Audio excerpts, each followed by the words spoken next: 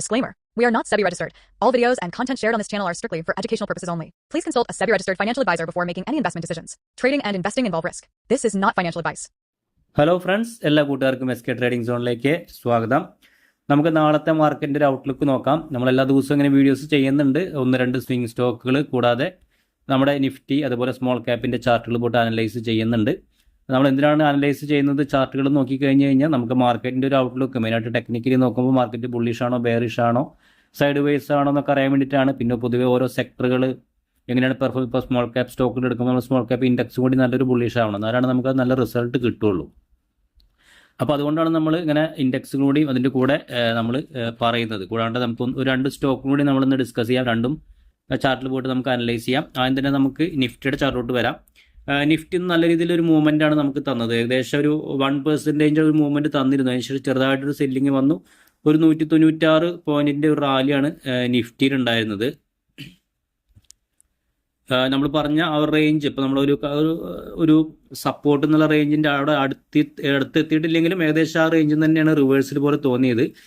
പക്ഷേ നമ്മളിങ്ങനെ market move ചെയ്യുമ്പോഴും FIS കണ്ടിന്യൂസ് ആയിട്ട് സെല്ലിങ്ങിലാണ്. അത് നമുക്കൊരു കൺസേൺ ആണ്. കാരണം അവരും കൂടി വന്നാലാണ് നമുക്ക് ഒരു ശരിക്കുള്ളൊരു ബുള്ളിഷായിട്ട് ഒരു മൂവ്മെൻറ്റ് നമുക്ക് മാർക്കറ്റിൽ കിട്ടുള്ളൂ. കൂടാണ്ട് യുദ്ധമാണെങ്കിലും അത് അവസാനിച്ചിട്ടൊന്നുമില്ല. എപ്പോഴും ആ ഒരു ഫിയറും കാര്യങ്ങളൊക്കെ മാർക്കറ്റിലുണ്ട്. ഇപ്പോൾ 2-3 ദിവസം റാലി ചെയ്താലും പെട്ടെന്ന് ചെറിയൊരു പ്രശ്നം വന്നു കഴിഞ്ഞാൽ വീണ്ടും മാർക്കറ്റ് താഴത്തോട്ട് തന്നെ പോകും. അപ്പോൾ അതുകൊണ്ട് നമുക്ക് പോസിറ്റീവായിട്ടുള്ള നല്ല നല്ല ന്യൂസുകൾ, യുദ്ധത്തിനോടനുബന്ധിച്ചുള്ള എന്തെങ്കിലും ഒരു പോസിറ്റീവായിട്ടുള്ള ന്യൂസുകൾ, അതുപോലെ ക്രൂഡ് ഓയിലിൻ്റെ പ്രൈസ് ഇപ്പോഴും മേലോട്ട് തന്നെ കയറിക്കൊണ്ടിരിക്കുകയാണ്. അപ്പോൾ അതൊക്കെ ചെറിയ കൺസേൺ ആണ്.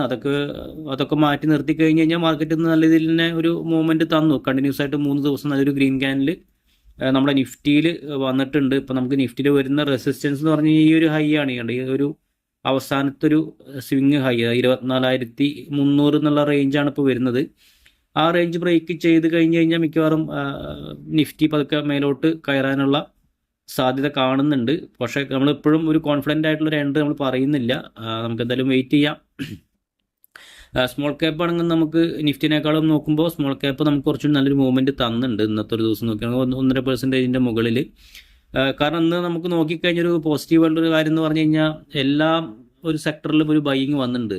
കഴിഞ്ഞ 2 ദിവസം മുമ്പ് അങ്ങനെയല്ല, ഒരു ഷോർട്ട് കവറിങ് ആയിരുന്നു. പക്ഷെ നമുക്ക് ഷോർട്ട് കവറിങ് ഇപ്പോൾ പറയാൻ പറ്റില്ല. കാരണം ഒരുവിധം സ്മോൾ ക്യാപ്പിലാണെങ്കിലും മിഡ് ക്യാപ്പിലാണെങ്കിലും ലാർജ് ക്യാപ്പിലാണെങ്കിലും ബൈയിങ് വരുന്നുണ്ട്. ഒരു വാല്യൂ പിക്ക് ഒരു വാല്യൂ ബൈയിങ് എന്ന് പറയുന്ന പോലെ. അപ്പോൾ അതൊരു പോസിറ്റീവായിട്ടൊരു ഘടകമാണ്. ഈ 17,500 എന്നുള്ള റേഞ്ച് സസ്റ്റെയിൻ ചെയ്താൽ തന്നെയാണ് നമുക്ക് സ്മോൾ ക്യാപ്പിൽ നമുക്ക് നല്ലൊരു മൂവ്മെൻറ്റ് കിട്ടാനുള്ള സാധ്യത. കാരണം ഒരുപാട് തവണ ആ റേഞ്ച് നിന്നിട്ട് റിവേഴ്സലായിട്ടുള്ള ഒരു സിറ്റുവേഷനാണ് ഇപ്പോൾ നമുക്ക് സ്മോൾ ക്യാപ്പിൽ കാണുന്നത്. അപ്പോൾ അതുപോലെ നമുക്ക് മിഡ് ക്യാപ്പ് നോക്കിക്കഴിഞ്ഞാൽ മിഡ് ക്യാപ്പ് നമുക്കൊന്ന് 2% മുകളിൽ ഒരു മൂവ്മെൻറ്റ് തന്നു. ഇപ്പോൾ കമ്പയർ ചെയ്യുമ്പോൾ എല്ലാ സെക്ടറും വെച്ചിട്ട് മിഡ് ക്യാപ്പാണ് നല്ല രീതിയിൽ ഔട്ട് പെർഫോം ചെയ്ത് 2% മുകളിൽ. ഓക്കെ, അപ്പോൾ നമ്മൾ ഇന്നലെ ഒരു സ്റ്റോക്ക് പറഞ്ഞിട്ടുണ്ടായിരുന്നു. ഇന്നലെ നമ്മൾ പറഞ്ഞ ഒരു സ്റ്റോക്ക് VTL എന്ന് പറഞ്ഞൊരു സ്റ്റോക്കാണ്, 548. പക്ഷേ ഈ ഒരു സ്റ്റോക്ക് നമുക്ക് നോക്കിക്കഴിഞ്ഞ് കഴിഞ്ഞാൽ ഇന്നലെ നല്ലൊരു മൂവ്മെൻറ്റ് തന്നതാണ്. അതുകൊണ്ട് ചെറുതായിട്ടൊരു ഒരു നെഗറ്റീവ് ക്ലോസിംഗ് ആണെന്ന് തോന്നുന്നുണ്ടായിരുന്നു. പക്ഷെ അത് കുഴപ്പമില്ല, ചെറിയൊരു വോളിയത്തോടുള്ളൊരു ക്ലോസിംഗ്. ഇന്നലത്തെ ബൈയിങ് വോളിയം വെച്ച് നോക്കുമ്പോൾ സെല്ലിംഗ് വോളിയം വളരെ കുറവാണ്. അപ്പോൾ അതുകൊണ്ട് മിക്കവാറും സ്റ്റോക്ക് മേലോട്ട് പോകാനുള്ള സാധ്യത കാണുന്നുണ്ട്. ഓക്കെ, നമുക്ക് നാളത്തേക്ക് നോക്കാൻ പറ്റിയ 2 സ്റ്റോക്കുകൾ നമുക്ക് നോക്കാം.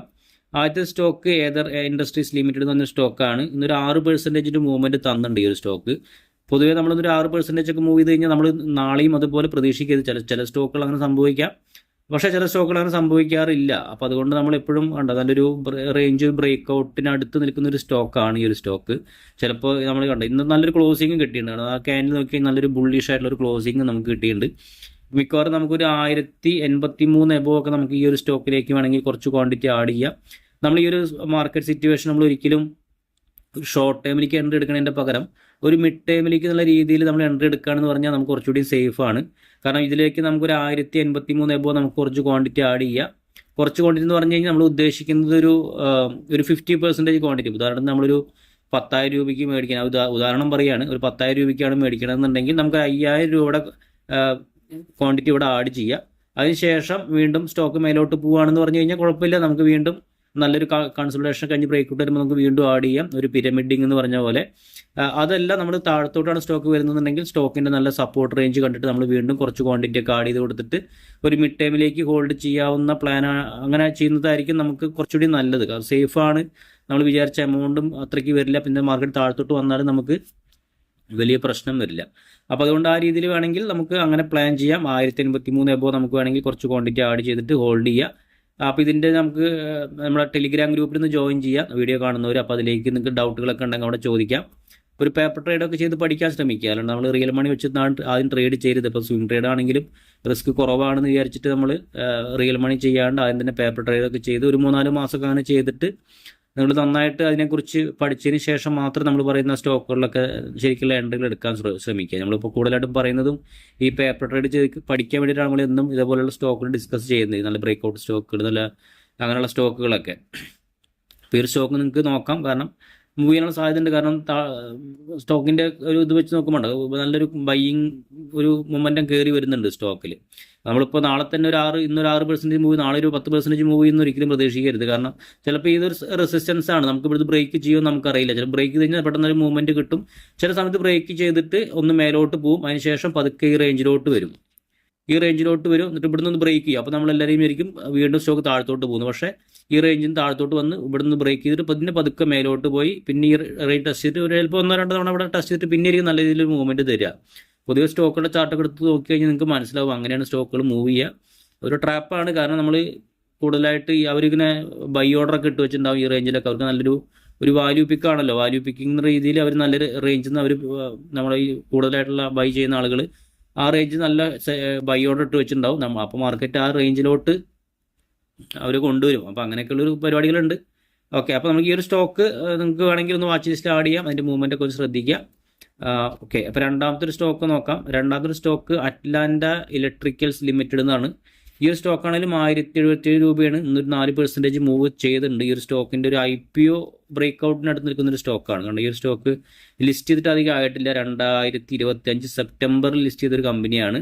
അപ്പോൾ ആ സ്റ്റോക്കിൻ്റെ ഒരു ബ്രേക്ക് ഔട്ട് നടക്കാനുള്ള സാധ്യതയുണ്ട്. പക്ഷേ ഇങ്ങനെ IPO സ്റ്റോക്കുകളിൽ ഒരു ബ്രേക്ക് ഔട്ട് നടന്നു കഴിഞ്ഞാൽ നമുക്ക് നല്ലൊരു മൂവ്മെൻറ്റ് പൊതുവെ കിട്ടലുണ്ട്. ചിലപ്പോൾ ഒരു ബ്രേക്ക് ഔട്ട് നടന്നു കഴിഞ്ഞാൽ പെട്ടെന്ന് തന്നെ ഒരു 10%, 20% ഒക്കെ ചില സ്റ്റോക്കിൽ അങ്ങനെ റിട്ടേൺ കിട്ടാറുണ്ട്. ചില സമയത്ത് എന്താ സംഭവിക്കുക എന്ന് പറഞ്ഞു കഴിഞ്ഞാൽ ഇപ്പോൾ നമുക്ക് ഇന്നൊരു 4% മൂവ് ചെയ്തു, ചിലപ്പോൾ നാളെ ഇതിൻ്റെ മേലേക്കൊന്ന് ക്ലോസ് ചെയ്യും, ഒരു ക്യാൻഡിൽ വരും, അതിനുശേഷം താഴത്തോട്ട് വരും, ഈ റേഞ്ച് ടെസ്റ്റ് ചെയ്തിട്ടായിരിക്കും പിന്നെ മേലോട്ട് പോവുക. ഒരു നമ്മുടെ റീടെസ്റ്റ് എന്നൊക്കെ പറയില്ല, ആ റേഞ്ച് ഒന്ന് റീടെസ്റ്റ് ചെയ്തിട്ട് അത് മേലോട്ട് പോവുക. അപ്പോൾ അതുകൊണ്ട് നിങ്ങൾക്ക് ധൈര്യമായിട്ട് ചെറിയ ക്വാണ്ടിറ്റി നമ്മൾ പറഞ്ഞ സ്റ്റോക്കിലെ പോലെ തന്നെ ഒരു പകുതി, ഒരു 50% ക്വാണ്ടിറ്റി വേണമെങ്കിൽ ഈ റേഞ്ചിൽ ആഡ് ചെയ്യുക. അതിനുശേഷം സ്റ്റോക്ക് താഴത്തോട്ട് വരികയാണെങ്കിൽ നമുക്ക് വീണ്ടും അടുത്ത പാർട്ട് ആഡ് ചെയ്ത് കൊടുക്കാം. അതെല്ലാം മേലോട്ട് പോകുകയാണെങ്കിലും കുഴപ്പമില്ല. നിങ്ങൾ ഒരു ഏകദേശം കുറച്ച് ക്വാണ്ടിറ്റി നിങ്ങളുടെ കയ്യിലുണ്ടല്ലോ, അപ്പോൾ നമ്മളതൊന്ന് ആ ഒരു ഓപ്പർച്യൂണിറ്റി മിസ്സാക്കുന്നില്ല നല്ല സ്റ്റോക്കുകളിൽ. അപ്പോൾ ആ രീതിയിൽ വേണമെങ്കിൽ നോക്കാവുന്നതാണ്. ഇതിൻ്റെ സ്റ്റോപ്പ് ലോസ് ടാർഗറ്റൊക്കെ നിങ്ങൾക്ക് അറിയണമെന്നുണ്ടെങ്കിൽ ഞാൻ ടെലിഗ്രാം ഗ്രൂപ്പിൽ അപ്ഡേറ്റ് ചെയ്യാം. അതുപോലെ എല്ലാം ജോയിൻ ചെയ്ത് വയ്ക്കുക. ടെലിഗ്രാം ഗ്രൂപ്പ് നമ്മുടെ ലിങ്ക് ഡിസ്ക്രിപ്ഷൻ ബോക്സിൽ ഉണ്ടാവും. അപ്പോൾ നമുക്ക് നാളെ മറ്റൊരു വീഡിയോ ആയിട്ട് കാണാം. Okay friends, thank